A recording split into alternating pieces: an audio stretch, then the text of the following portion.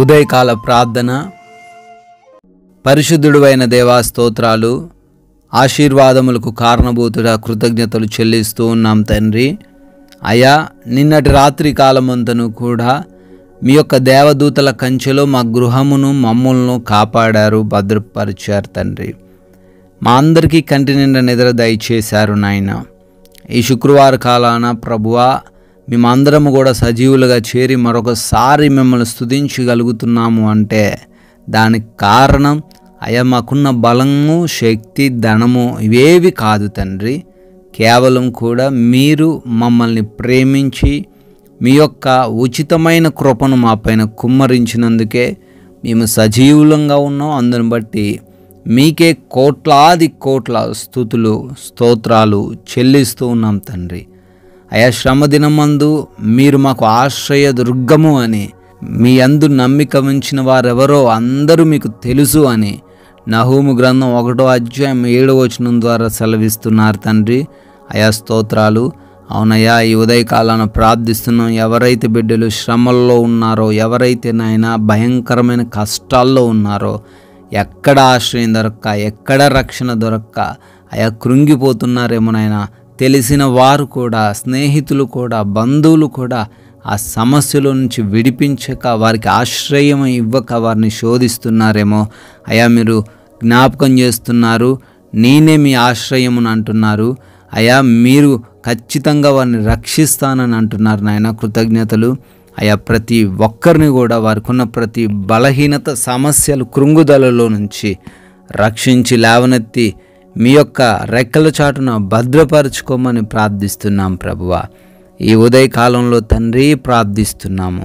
ఈ రోజున నాయన మా మాటలు, మా నడవడిక, మా ప్రవర్తన, మా కనుచూపు అన్నీ కూడా తండ్రి మీ నామానికి మహిమ తెచ్చేవిగా ఉండుటకు కృప చూపించండి. మా సాక్ష్యం విషయంలో మేము జాగరూకులమై ఈ లోకంలో మేము దేవుని బిడ్డలము అని ఎరిగి మా ప్రవర్తనను తండ్రి సరిచేసుకునే కృప దయచేయండి. ఎక్కడా కూడా అనవసరమైన వ్యర్థమైన మాటలు మా నోటి నుంచి మేము ఉచ్చరింపకుండా సహాయము దయచేయండి తండ్రి. అయా, మా పనులను బట్టి అడుగుతున్నాం.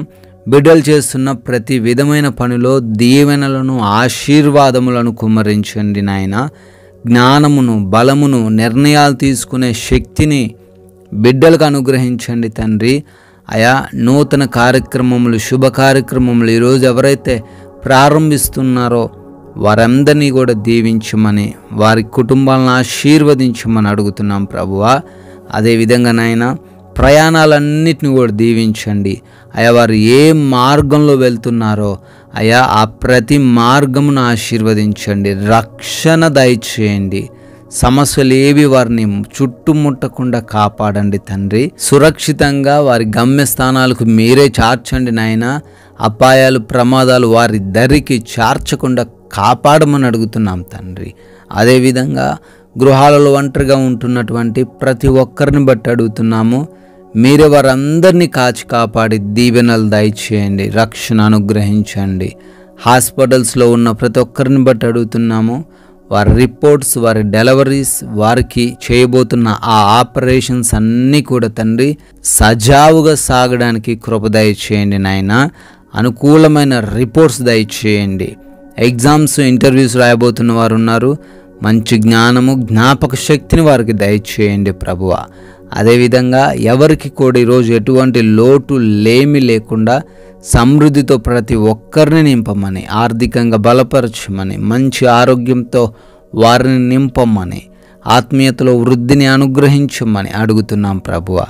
అదేవిధంగా ఈ రోజున మా అందరి సమయాన్ని మేము సద్వినియోగం చేసుకుంటూ ప్రతి విషయంలో తండ్రి సమాధానంతో, నెమ్మదితో, క్షమించే హృదయంతో అయా తగ్గింపు జీవితం కలిగి ఉంటూ జ్ఞానము కలిగి ప్రవర్తించే కృప దయచేయమని, మీ కృపను బట్టి, మీ దయను బట్టి బర్త్డేలు, యానివర్సరీలు సెలబ్రేట్ చేసుకుంటున్న ప్రతి ఒక్కరిని దీవించమని, ఆశీర్వదించమని, కొందరికైనా మా నోటి ద్వారా స్వార్థను ప్రకటించే కృప దయచేయమని యేసుక్రీస్తు వారి పరిశుద్ధమైన నామంలో ఈ ప్రార్థన అడుగుతున్నాం తండ్రి.